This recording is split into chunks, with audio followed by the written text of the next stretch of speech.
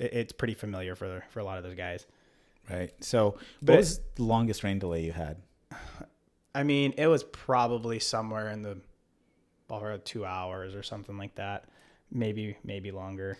And when was it? Before the game? Was it as you were going out? Was it during the game? I can't remember specific specific times for how long they were. I just because as soon as you're in a rain delay, it's like I've had everything from leading into it, knowing, and then we started in a delay where it's like you go through your pregame warmups and your routine, knowing weather's coming, but then and so you have your delay and everything gets pushed back until they see a window. I've seen you start the game and then you have the rain coming and you get pulled off the field, and then it becomes like are you gonna the field crew comes out and they're checking the weather, and it's like well, how long are they gonna come off? Is this gonna be a quick thing? Do we put the tarp on?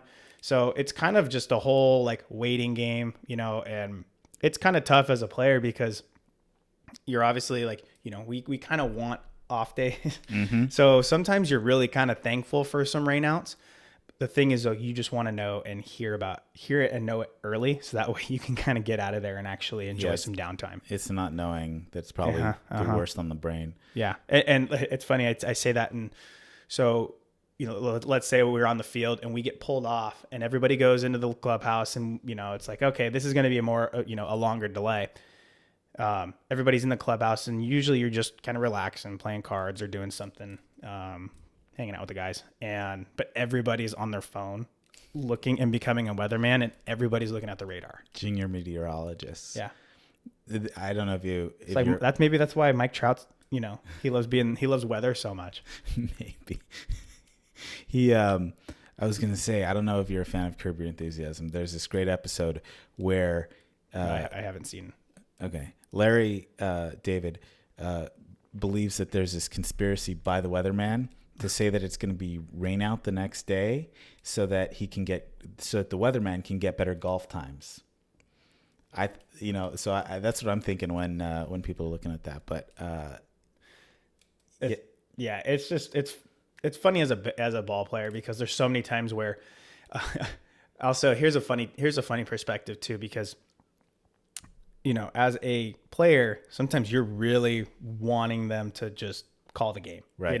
There's times, but then everybody from the front office, like the general manager, will be out there talking with the field crew, and everybody from the front office and everybody, they all want to get the game to go on because they want to get concession money. They want to get the most money they can out. Obviously, it's a business, so their incentive is to actually keep the game going. And you get all the players are like, just fucking bang the gang, like let's go home, and like it's so funny. You kind of have that like little battle, and ultimately the front office usually has the players' needs and their safety in mind, or should. Right. But I have a story when I was coaching. So right when I got done playing, I haven't told anybody this yet, but or at least on the podcast. Right when I got done playing, I went and started coaching. I wanted to be a coach. So I coached in the Northwoods League, which is a collegiate summer wood bat league. And it's kind of all throughout like the Midwest, like a lot of teams in, Wisconsin, Iowa, Minnesota, Michigan, Indiana, or kind of around that area. So it's a really good tester league for getting guys ready for college players ready for the minor leagues and the lifestyle and the bus trips and all that stuff and playing every day. Right. So it's a really good league. And I was the hitting coach for the Battle Creek Bombers out in Michigan, and we had a rain delay one time at our place. And it was one of those things where like it rained so hard and they didn't have time to get the tarp out, things pop up really quick in the Midwest. So the field crew didn't do a good job getting it covered. So there was just puddles everywhere, and it was just a disaster.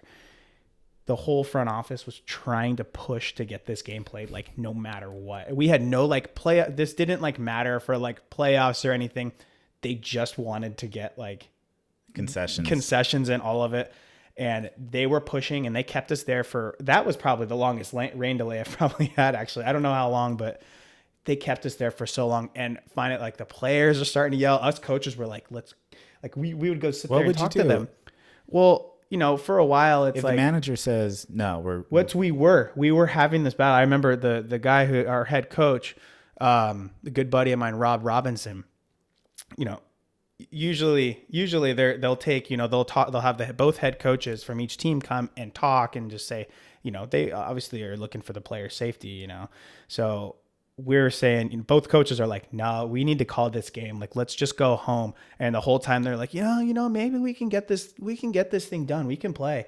And it just got to, it was funny to see that kind of side of it, Yeah, well, that's the business. But I was pretty pissed at the time. Well, I'm sure. Nobody wants to. First of all, I'm sure the conditions were terrible, and nobody wants to play and nobody wants to play basically in mud. You're an infielder too. It's just. So you're not going to be. Nobody's going to want to see that. No. Did it ever get so bad you change uniforms, right? If you're on the field and it starts raining pretty hard, you have a rain delay, you change up, right? Well, I mean, you don't really have like a backup jersey. Oh, you don't? No, you have like one jersey for each, I don't know, you have like 3 or 4 different jerseys hanging in your locker, but they're all like different.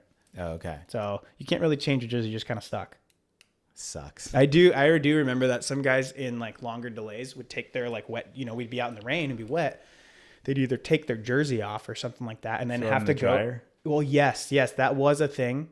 But I've also seen guys just take it off and then just put it right straight back on. I'm like, that is the most uncomfortable thing ever. That's the worst feeling to me. Like, I'm either just gonna stay in it the whole time, or if it's a long enough delay, like that's the other thing. If we're being like weather guys, and we're like, oh, we got time. Like let's throw it in there. Being in SoCal, like the worst feeling to me, not that I do it that often, is if you take off a rash guard and then you put it back on when it's cold and it's cold out. Well, I'm a surfer. I know I mentioned that like surfing's like my next love next to baseball.